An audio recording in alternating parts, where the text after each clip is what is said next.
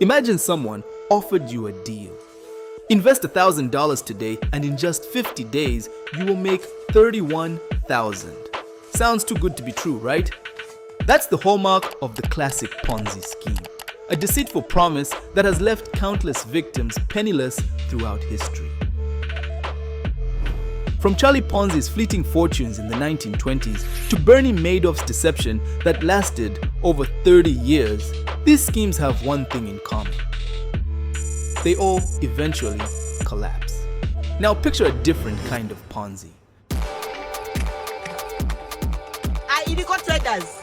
These are illegal people trading in Mukula.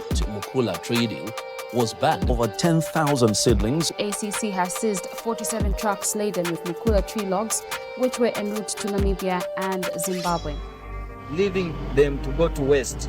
It's better government sells and realizes some value, and that is the role we are playing. Over the years, in different parts of Zambia, the illegal trade in the Mukula tree, a rare and lucrative species, turned a multi-million-dollar industry into a modern Ponzi scheme that defies tradition. The trade ensnared not only individuals but entire networks of complicity, leading some to coin the term Mukula Cartel to describe the level of involvement and complexity of the trade. However, like in any high-stakes poker game where there are winners and losers, the burning question here is, in this intricate ecological Ponzi, who played the role of the swindler and who unwittingly became the vulnerable gambler? In other words, who was the real victim here?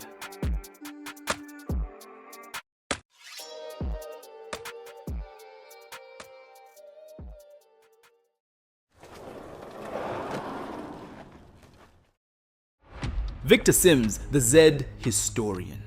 In December 2019, the Environmental Investigation Agency, EIA, released a groundbreaking report about one of the most egregious timber trafficking systems exposed on the African continent. The report centered on Zambia and the illegal trade of the rosewood species commonly identified as Mukula, or scientifically known as Pterocarpus tinctorius. Following the release of EIA's expose, there was an immediate outroar from Zambian citizens demanding transparency and accountability. Social media platforms became the locus of crowdsourcing information on the illegal trade and its impacts. Meanwhile, 3 high-ranking officials named in the report pursued EIA and the news diggers in court. The plaintiffs claimed that EIA and news diggers had defamed them. 2 years later, in documents filed in court on January 21st, the 2 defendants rejected all allegations of wrongdoing and offered a series of new evidence that further demonstrated the robustness of their investigation and findings. But before we examine the report and court findings, we must first understand what the Mukula Ponzi was and how it worked.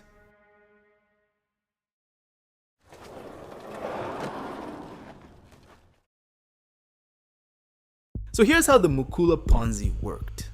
Blink twice and you'll miss it. Unlike a traditional financial scheme, instead of mainly using money as the primary investment, the Mukula Ponzi was based on the exploitation of the Mukula tree, an endangered species found mostly in Muchinga, northern, eastern, central, Luapula, and northwestern provinces of Zambia. Similar to other Ponzi schemes, the first stage was the initial attraction, and it all started with the buyer. The buyer showed up in a rural Zambian community flashing huge sums of money. Their mission was simple: to dangle the promise of quick riches in front of the locals in exchange for Mukula logs at the lowest prices.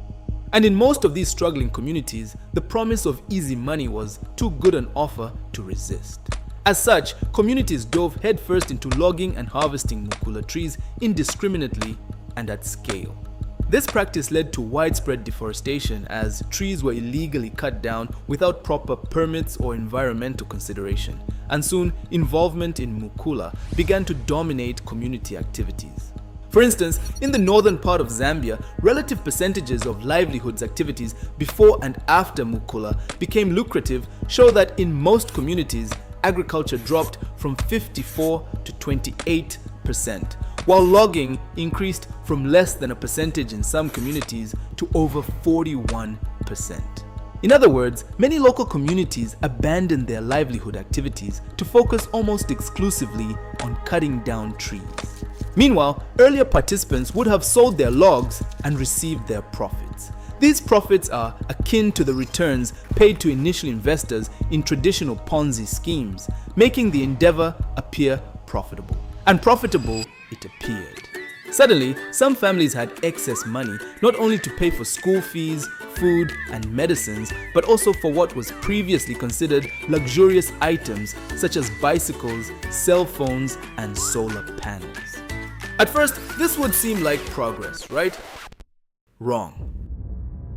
With ever-increasing demand for Mukula, trees became fewer and further apart, while the price offered by the buyers remained unchanged. This led many locals to search for trees even deeper and began selling Mukula logs at a loss. Thus, in the short term, while some locals seemed to benefit from the illegal trade as trees depleted over time, so too did their income from logging. But by then, many would have almost abandoned other means of livelihood, becoming addicted to the easy money from the Mukula trade like a drug.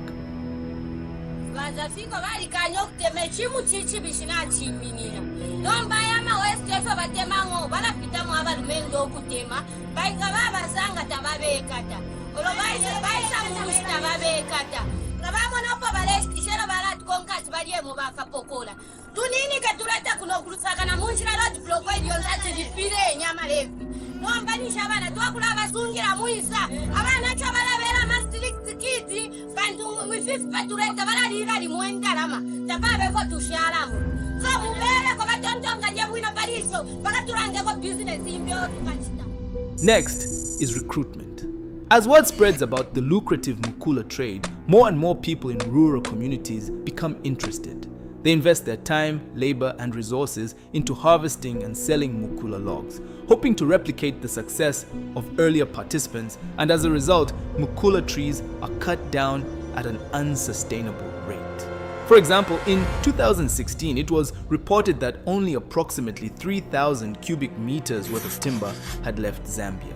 But interestingly, in the same year, 60,000 cubic meters of timber from Zambia are said to have reached the shores of China, an occurrence some compared to nothing short of a miracle.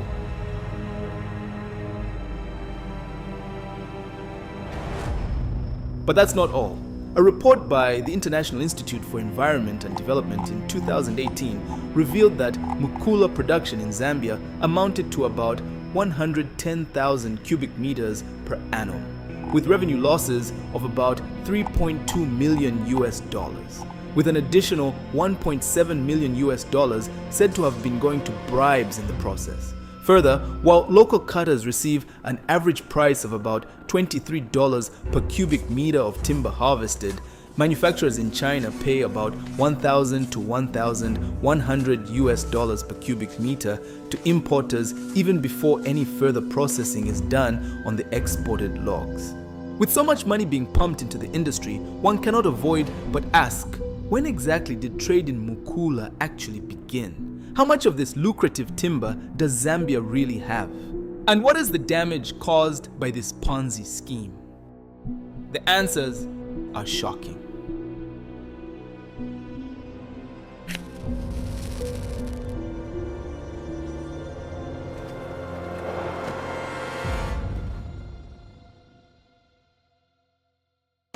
Twice the size of the United Kingdom. That's how much land in Zambia is actually covered by forests. Over 50 million hectares, or about 66% of Zambia's total land mass. Further, the country holds a total of 2.9 billion cubic meters of trees, 72% of which stand in the semi-evergreen Miombo-dominated forests.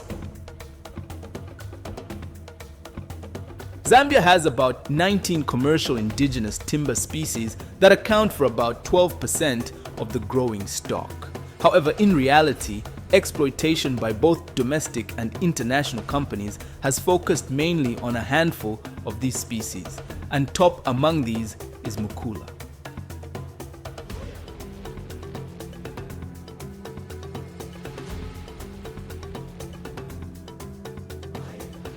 Now, a point to note is that Zambia does have laws that regulate the exploitation of forests.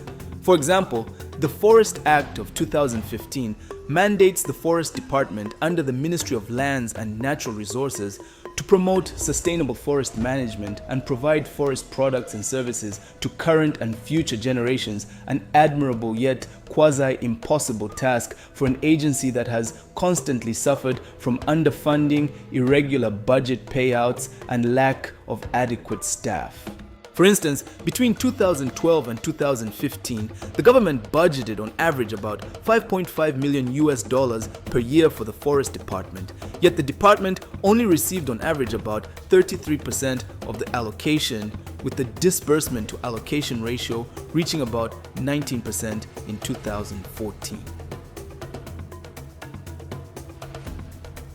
The forests in Zambia have been recognized as one of the priority sectors for national development. They've been recognized in the 7th National Development Plan.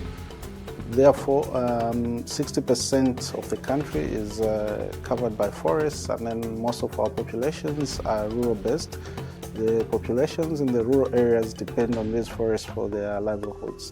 So, if forests in Zambia are a priority sector, why has the Forest Department's implementation of legal framework been relatively weak? Well, imagine an institution with budgetary constraints that oversees over 50 million hectares of forests. And all this to be done with just over 600 staff stationed at the headquarters in the capital Lusaka, as well as the country's 10 provinces and 104 districts. Worse still, these districts are run by district forestry officers who must carry out all district level functions, including extension services to local communities, enforcement of regulations through licensing and patrols, managing protected forests, collecting revenues from the sale of forest products, and managing forest woodlots and plantations. As a result, management for timber production is reduced to the issuance of official documentation along the way from harvesting to export, and enforcement is restricted to roadblocks on feeder roads and collection of conveyance fees as a condition of passage, which often leads to serious problems. I said, okay, this is a good thing. If we can manage to come up with a contract, then... When was that, by the way? That was somewhere here, it's here in the contract. I think that was somewhere, let me be specific here. Yeah. This was somewhere in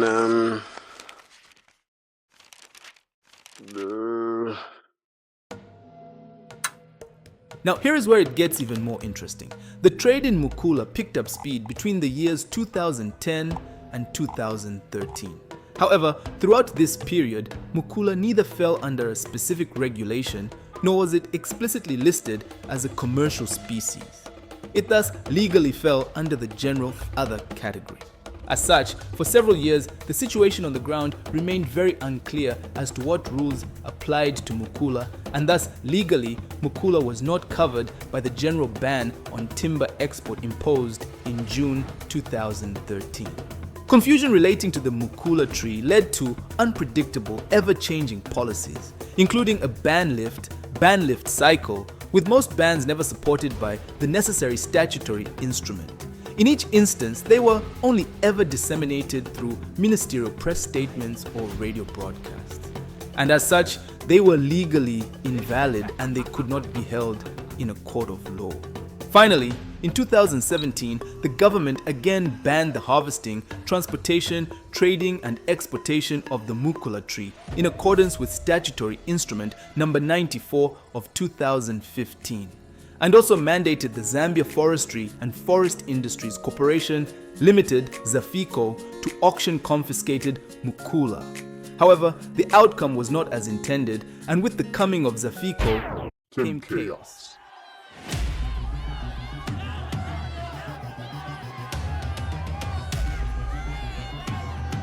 No sooner had Zafico began its work than the Timber Producers Association of Zambia accused it of distorting the pricing of Mukula logs in the country and, in the process, shortchanging local traders. We have found it very ambiguous, very bad, because it's distorting our market. The pricing, which is dictated just because the commercial sawmillers are vulnerable, they have no authority to export their team on their own.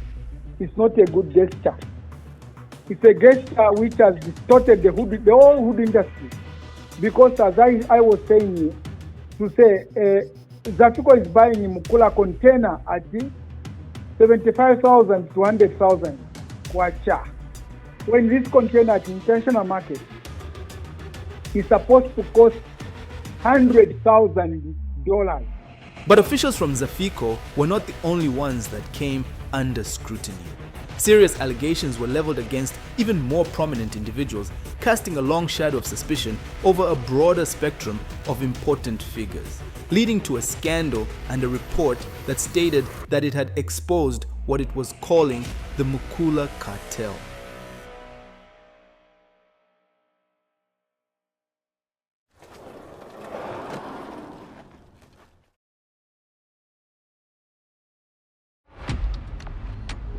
First of all, I'd like to say that I'm very deeply upset by the contents of the so-called report that has been maliciously circulated by an organization calling itself Environment Investigation Agency. I'm even more appalled that the Zambian newspaper can go all the way in defaming the president and his ministers without verification. It all began with a single report. After an independent study, the Environmental Investigation Agency, EIA, concluded that a handful of very high-profile figures in Zambia had apparently orchestrated and facilitated massive trafficking operations for years that were driving Mukula rosewood trees to the brink of extinction, devastating vulnerable forests and threatening communities' livelihoods. The report estimated that, on average, over 50 40-foot containers of Mukula were exported monthly between June 2017 and May 2019, equivalent to over 2,000 cubic meters each month in breach of export bans, according to the EIA's analysis. But who are the EIA, and what was the basis of their allegations?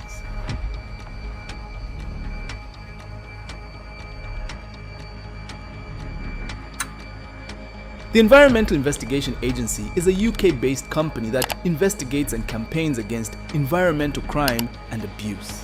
One of their stated mission is using evidence and research to uncover environmental crimes and abuses and those responsible. According to the report released in 2019, EIA undercover investigators met with several anonymous individuals, including local Mukula traders, Chinese traffickers, and other key informants that revealed a web of criminality surrounding the trade in Mukula in Zambia. According to their findings, the illegal trade in Mukula generated a total of approximately $7.5 million paid annually in bribes and in form of fees as traffickers described by investigators.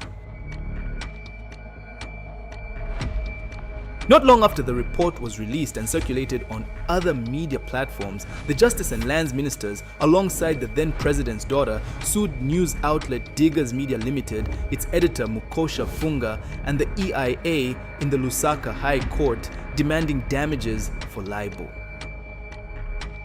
The allegations made by the EIA report were indeed bold. However, some began questioning the methods used to arrive at the grand conclusions and, in essence, the credibility of the entire report. Some discredited the EIA report for being poorly done and lacking substantial evidence. For example, the then chief editor of the Lusaka Times charged that the report had no credible and multiple sources, bared no proof of documents to the allegations made, and showed neither bank accounts, international transfer receipts, nor any other shipping documentation showing any of the persons cited as a member of the cartel.